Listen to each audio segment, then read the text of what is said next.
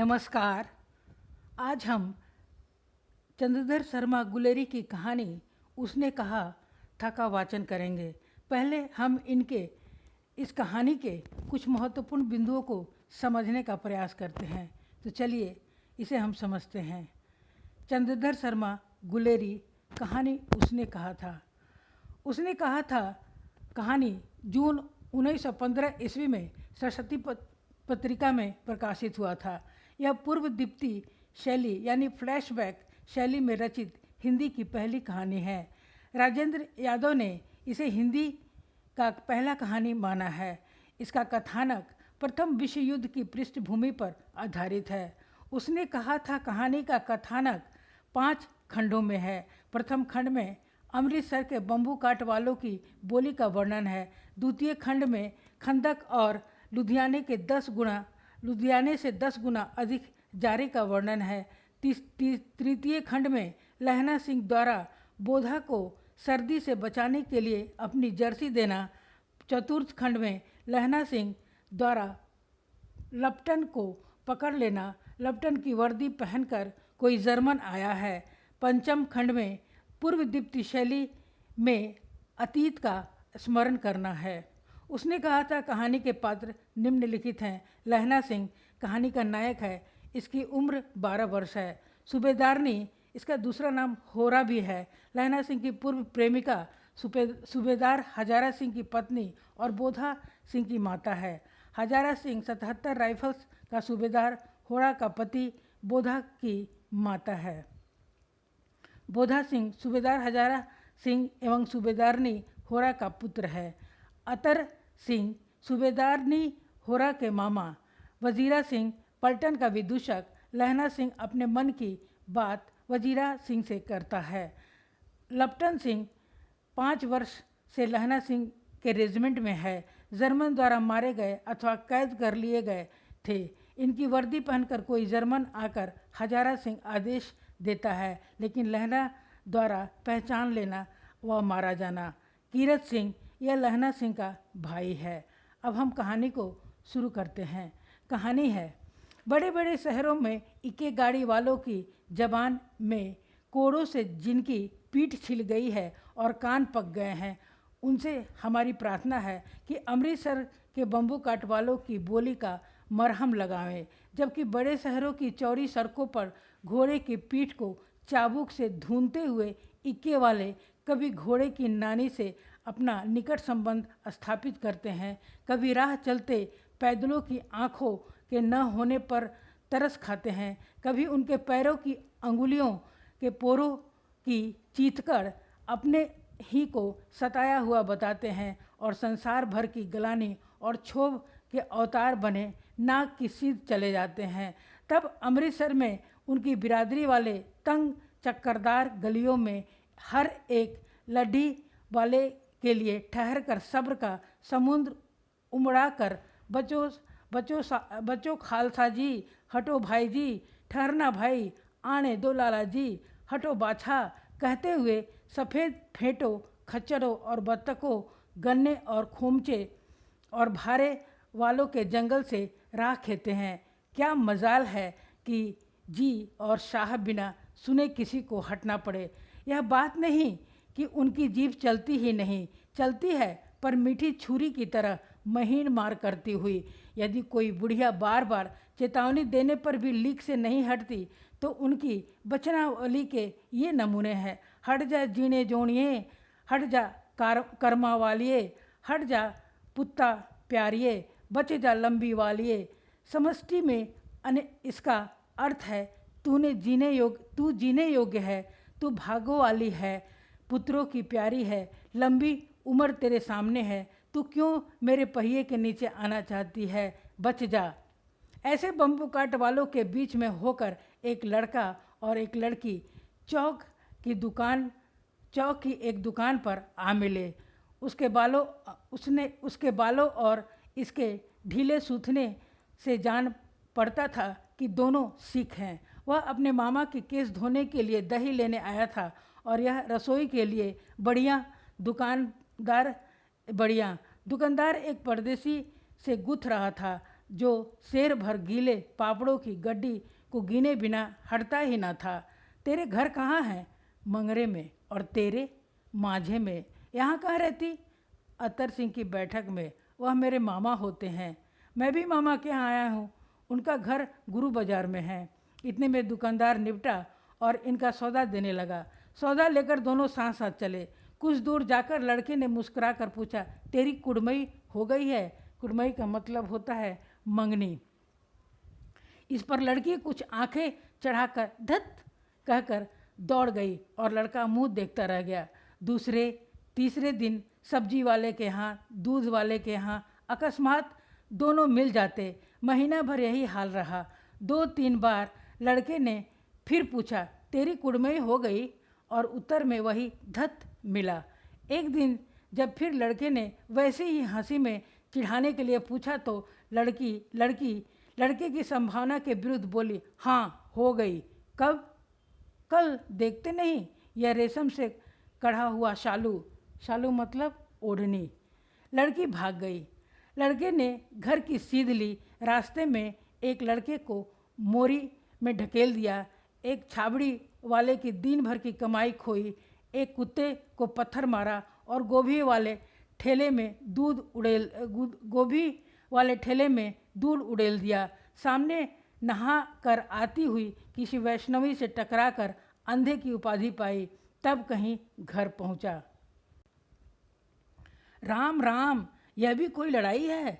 दिन रात खंदकों में बैठे हड्डियां अकड़ गई। लुधियाना से 10 गुना जारा और मेह और बर्फ ऊपर से पिंडलियों पर कीचड़ में धंसे हुए हैं। जमीन कहीं दिखती नहीं। घंटे 2 घंटे में कान के पर्दे फाड़ने वाले धमाके के साथ सारी खंदक हिल जाती है और 100 गज धरती उछल पड़ती है।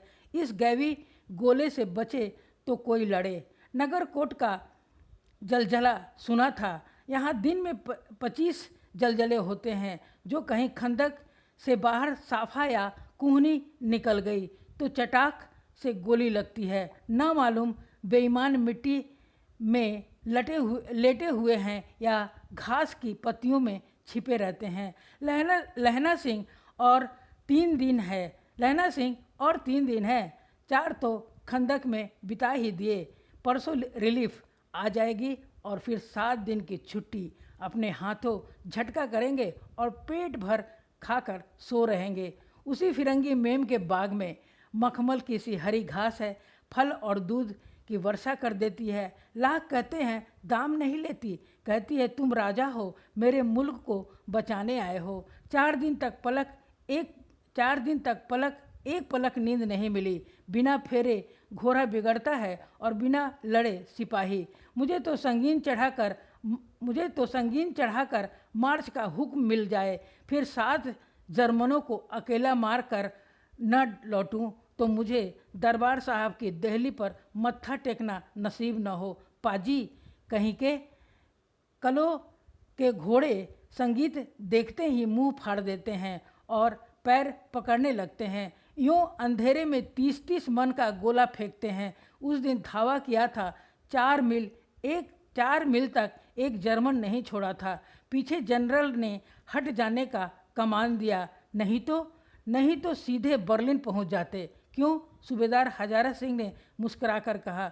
लड़ाई के मामले जमादार या नायक के चलाए नहीं चलते। बड़े अफसर दूर की सोचते हैं। 300 मील का सामना है।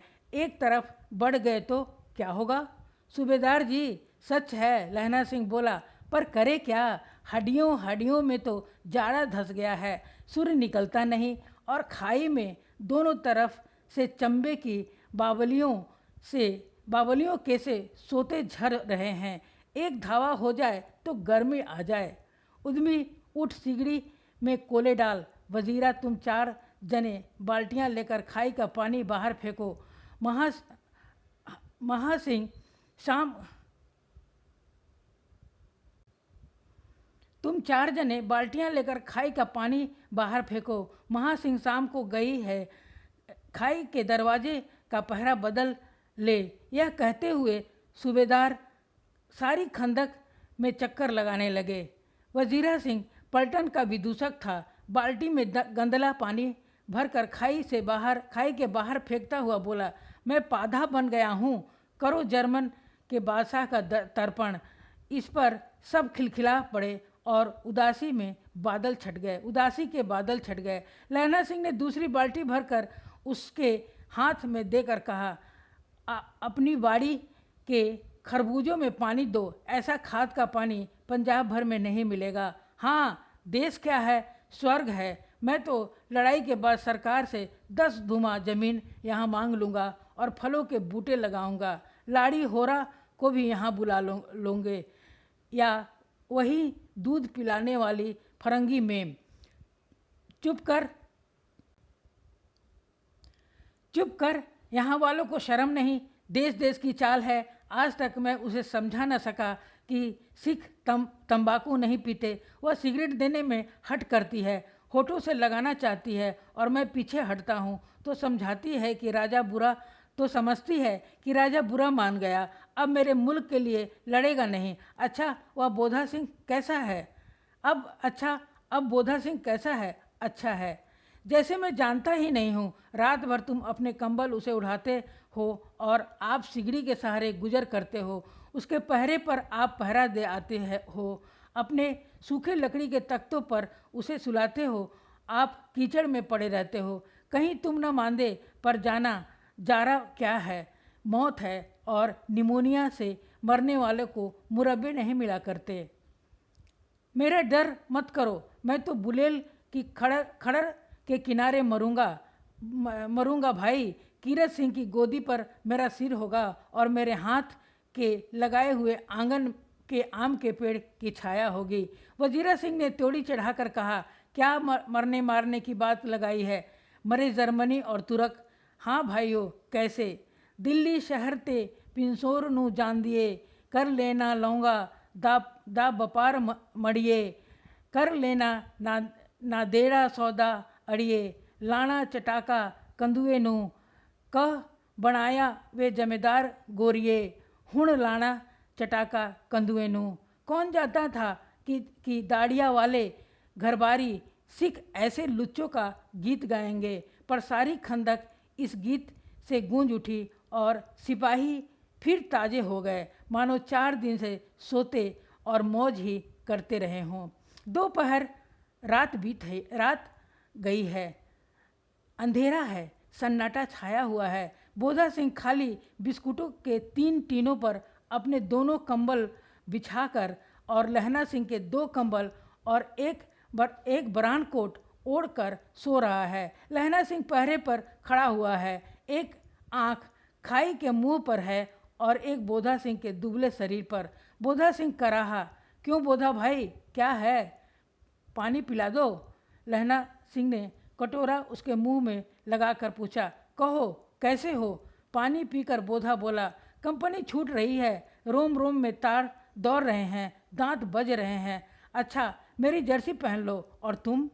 मेरे पास सिगड़ी है और मुझे गर्मी लगती है, पसीना आ रहा है। ना, मैं नहीं पहनता। 4 दिन से तुम मेरे लिए। हाँ, याद आई, मेरे पास दूसरी गर्म जर्सी है, आज सवेरे ही आई है, विलायत से बुन कर भेज रही है मेमे।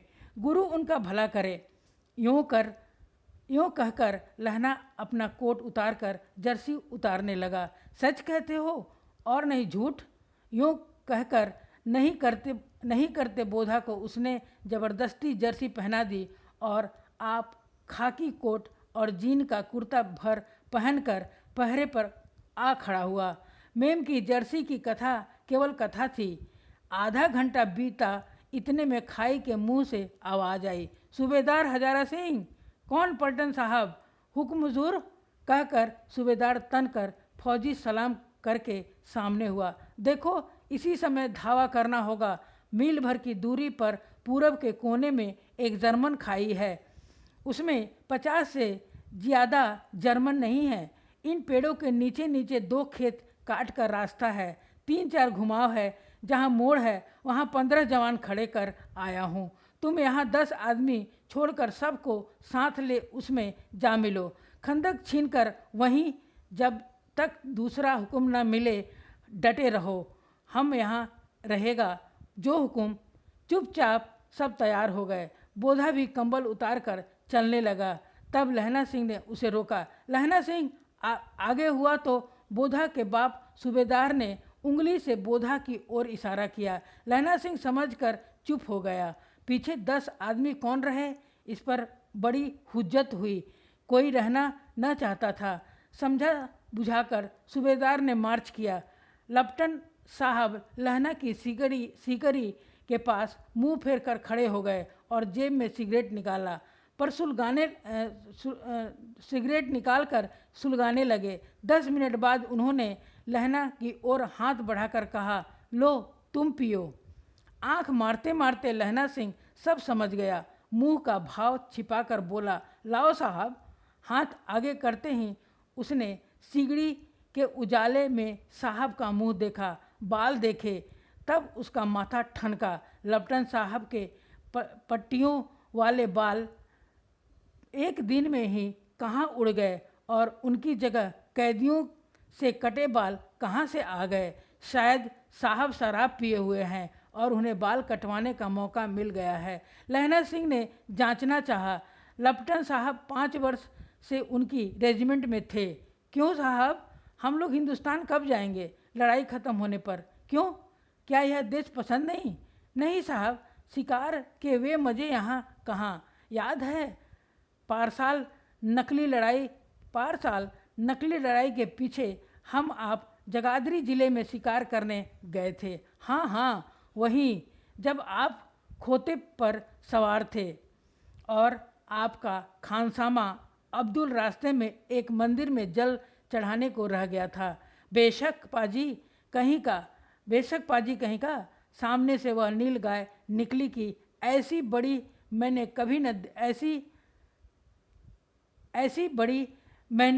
कभी न देखी थी, और आपकी एक गोली कंधे में लगी और पुट्ठे में निकली। ऐसे अवसर के साथ शिकार खेलने में मज़ा है। क्यों साहब, शिमले से तैयार होकर उस नील गाय का सिर आ गया था ना? आपने कहा था कि रेजिमेंट की मेस में लाएंगे। हाँ, पर मैंने वह विलायत भेज दिया। ऐसे बड़े बड़े सींग 2-2 फुट के तो होंगे। हाँ, लहना सिंह तो 2 फुट 4 इंच के थे। तुमने सिगरेट नहीं पिया? पीता हूँ साहब, दिया सलाई ले आता हूँ, कहकर लहना सिंह खंदक में घुसा। अब उसे संदेह नहीं रहा था। उसने झटपट निश्चय कर लिया कि क्या करना चाहिए। अंधेरे में किसी सोने वाले से वह टकराया। कौन? वजीरा सिंह? हाँ, क्यों लहना, क्या कयामत आ गई? जरा तो आंख लगने दी होती। होश में आओ, कयामत आई है और लेफ्टिनेंट साहब की वर्दी पहनकर आई है। क्या? लेफ्टिनेंट साहब या तो मारे गए हैं या कैद हो गए हैं। उनकी वर्दी पहनकर कोई जर्मन आया है। सूबेदार ने इसका मुंह नहीं देखा, मैंने देखा है और बातें की है। सौहरा साफ उर्दू बोलता है, पर किताबी उर्दू, और मुझे पीने को सिगरेट दिया है। तो अब मारे गए धोखा है। सूबेदार कीचड़ में चक्कर काटते फिरेंगे और यहाँ खाई पर धावा होगा, उधर उन पर खुले में धावा होगा। उठो, एक काम करो, पलटन में पैरों के निशान देखते देखते दौड़ जाओ। अभी बहुत दूर न गए होंगे। सूबेदार से कहो कि एकदम लौट आवे। खंदक की बात झूठ है। चले जाओ, खंदक के पीछे से ही निकल जाओ। पत्ता तक न खुड़के, देर मत करो। हुक्म तो यह है कि यहीं ऐसी तैसी हुक्म की। मेरा हुक्म है, जमादार लहना सिंह को इस वक्त यहाँ सबसे बड़ा अफसर है। जमादार लहना सिंह जो यहाँ सबसे बड़ा अफसर है, उसका हुक्म है। मैं लेफ्टिनेंट साहब की खबर लेता हूँ, पर यहाँ तो तुम 8 ही हो। 8 नहीं, 10 लाख। एक अकालिया सिख 1.25 लाख के बराबर होता है। चले जाओ। लौटकर खाई के मुहाने पर लहना सिंह दीवार से चिपक गया। उसने देखा कि लेफ्टिनेंट साहब ने जेब से बेल के बराबर 3 गोले निकाले। तीनों को जगह जगह खंदक की दीवारों में घुसेड़ दिया और तीनों में एक तार सा बांध दिया। तार के आगे सूत की गुत्थी थी जिसे सिगड़ी के पास रखा। बाहर की तरफ जाकर एक दिया सलाई जलाकर गुत्थी रखने इतने में बिजली सी तरह दोनों हाथों से उल्टी बंदूक को उठाकर लहना सिंह ने साहब की कोहनी पर तान कर दे मारा।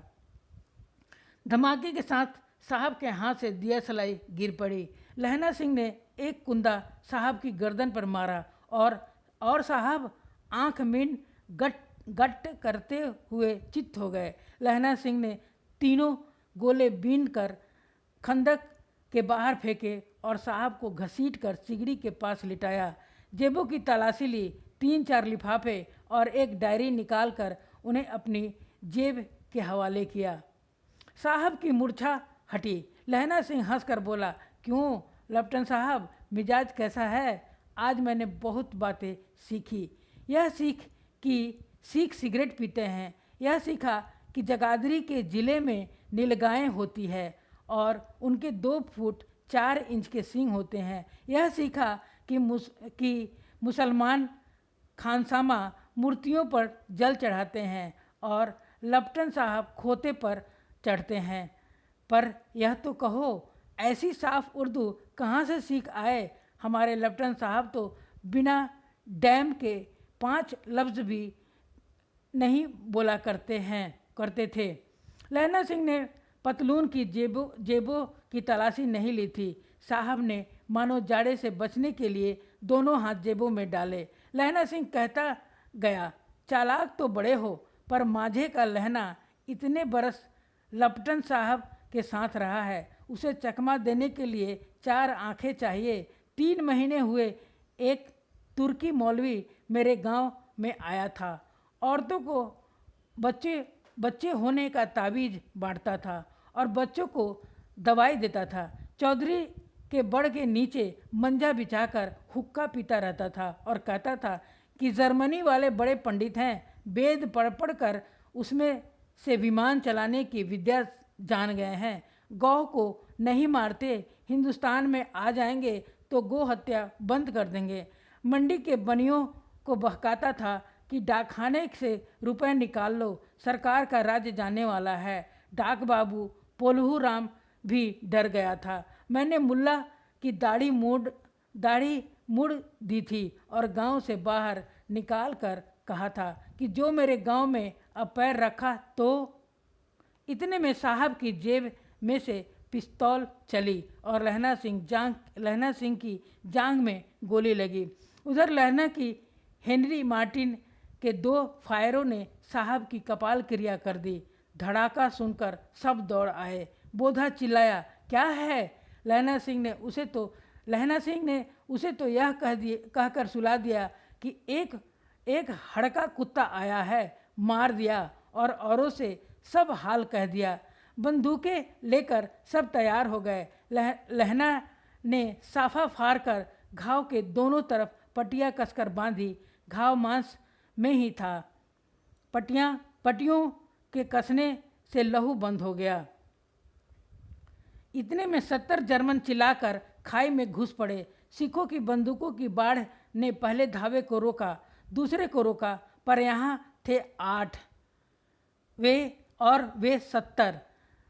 अपने मुर्दा भाइयों के शरीर पर चढ़कर जर्मन आगे घुसे आते हैं। थोड़े मिनटों में वे अचानक आवाज़ आई, वाहे गुरु जी का फतेह, वाहे गुरु जी दी का खालसा। और धड़ाधड़ बंदूकों के फायर जर्मनों की पीठ पर पड़ने लगे। ऐन मौके पर जर्मन 2 चक्कों के पाटों के बीच में आ गए।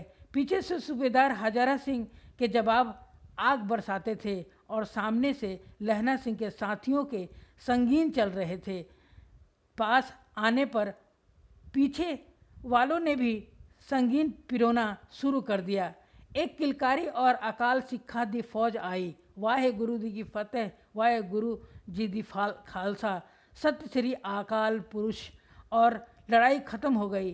63 जर्मन या तो खेत रहे थे या करा रहे थे। सिखों में 15 के प्राण गए। सूबेदार के दाहिने कंधे में से गोली आर पार निकल गई। लहना सिंह की पसली में एक गोली लगी। उसने घाव को खंदक की गीली मिट्टी से पूर लिया और बाकी का साफा कसकर कमर बंद की तरह लपेट लिया। किसी को खबर नहीं हुई कि लहना को दूसरा घाव, भारी घाव लगा है।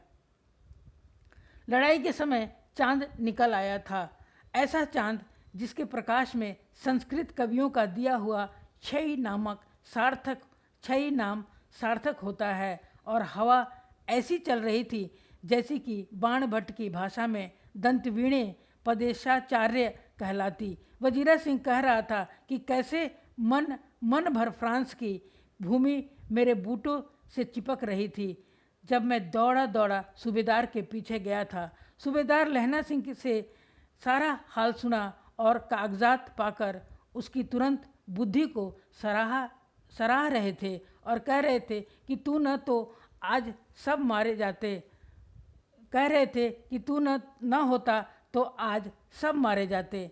इस लड़ाई की आवाज़ 3 मील दाहिनी ओर की खाई वालों ने सुन ली थी। उन्होंने पीछे टेलीफोन कर दिया था। वहाँ से झटपट 2 डॉक्टर और 2 बीमार ढोने की गाड़ियाँ चली, जो कोई 1.5 घंटे के अंदर अंदर आ पहुँची। फील्ड अस्पताल नज़दीक था, सुबह होते होते वहाँ पहुँच जाएंगे, इसीलिए मामूली पट्टी बांधकर एक गाड़ी में घायल लिटाए गए और दूसरी में लाशें रखी गई। सूबेदार ने लहना सिंह को जांग में पट्टी बंधवानी चाहिए।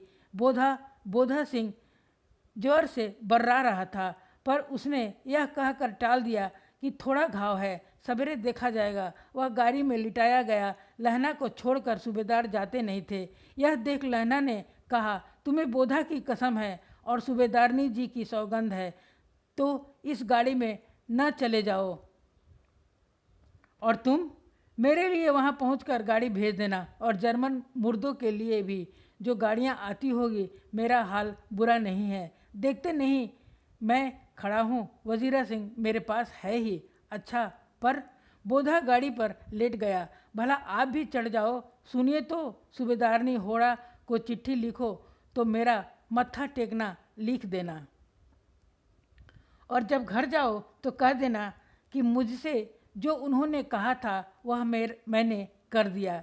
गाड़ियाँ चल पड़ी थी। सूबेदार ने चढ़ते चढ़ते लहना का हाथ पकड़कर कहा, तूने मेरे और बोधा के प्राण बचाए हैं, लिखना कैसा?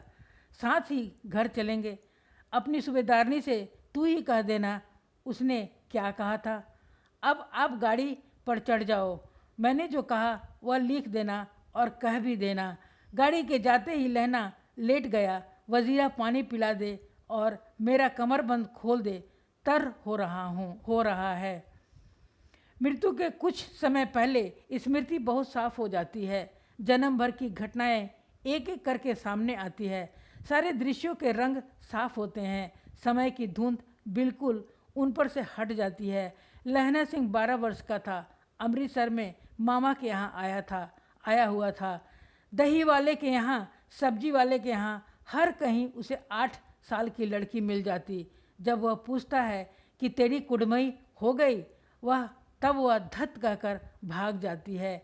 एक दिन उसने वैसे ही पूछा तो उसने कहा था, हाँ कल हो गई, देखते नहीं यह रेशम के फूलों वाला शालू। यह सुनते ही लहना सिंह को दुख हुआ, क्रोध हुआ। क्यों हुआ? वजीरा सिंह पानी पिला दे। 25 वर्ष बीत गए। अब लहना सिंह नंबर 77 राइफल्स में जमादार हो गया है। उस 8 वर्ष की कन्या का ध्यान ही न रहा। न मालूम वह कभी मिली थी या नहीं। 7 दिन की छुट्टी लेकर ज़मीन के मुकदमे की पैरवी करने वह घर गया। वहाँ रेजिमेंट के अफसर की चिट्ठी मिली, फ़ौरन चले आओ। साथ ही सूबेदार हजारा सिंह की चिट्ठी मिली कि मैं और बोधा सिंह की लाम पर जाते हैं। मैं और बोधा सिंह भी लाम पर जाते हैं। लौटते हुए हमारे घर होते आना, साथ चलेंगे। सूबेदार का घर रास्ते में पड़ता था और सूबेदार उसे बहुत चाहता था। लहना सिंह सूबेदार के यहाँ पहुँचा। जब चलने लगे तब सूबेदार बेड़े में निकल कर आया। बोला, लहना सिंह, सूबेदारनी तुमको जानती है, बुलाती है, जा मिल आ। लहना सिंह भीतर पहुंचा। सूबेदारनी मुझे जानती है? कब से? रेजिमेंट के क्वार्टरों में तो सभी सूबेदार के घर के लोग रहे नहीं। दरवाजे पर जाकर मत्था टेकना, कहना असीस सुनी लहना सिंह चुप। मुझे पहचाना नहीं, तेरी कुड़मई हो गई? थत कल हो गई, देखते नहीं रेशमी बूटों वाला सालू अमृतसर में। भावों की टकराहट से मूर्छा खुली, करवट बदली, पसली का घाव बह निकला। वजीरा सिंह पानी पिला, मुझे कहा था। स्वप्न चल रहा है, सूबेदारनी कह रही है। मैंने तेरे को आते ही पहचान लिया। एक काम करती हूँ, मेरे तो भाग फूट गए। सरकार ने बहादुरी का खिताब दिया है, लायलपुर में ज़मीन दी है। आज नमक हलाली का मौका आया है, पर सरकार ने हम तीमियों की एक घगरिया पलटन क्यों न बना दी, जो मैं भी सूबेदारनी के साथ चली जाती। एक बेटा है, फौज में भर्ती हुए उसे 1 ही वर्ष हुए हैं। उसके पीछे 4 और हुए, पर एक भी नहीं जिया। सूबेदारनी रोने लगी। अब दोनों जाते हैं मेरे भाग। तुम्हें याद है, एक दिन तांगे वाले का घोड़ा दही वाले की दुकान के पास बिगड़ गया। तुमने उस दिन मेरे प्राण बचाए थे। आप घोड़ों की लातों पर चले गए थे और मुझे उठाकर दुकान के तख्त के पास खड़ा कर दिया था। ऐसे ही इन दिनों को बचाना यह मेरी भिक्षा है। तुम्हारे आगे मैं आंचल पसारती हूँ। रोती रोती सूबेदारनी ओबरी में चली गई। लहना सिंह भी आंसू पोंछता हुआ बाहर आया।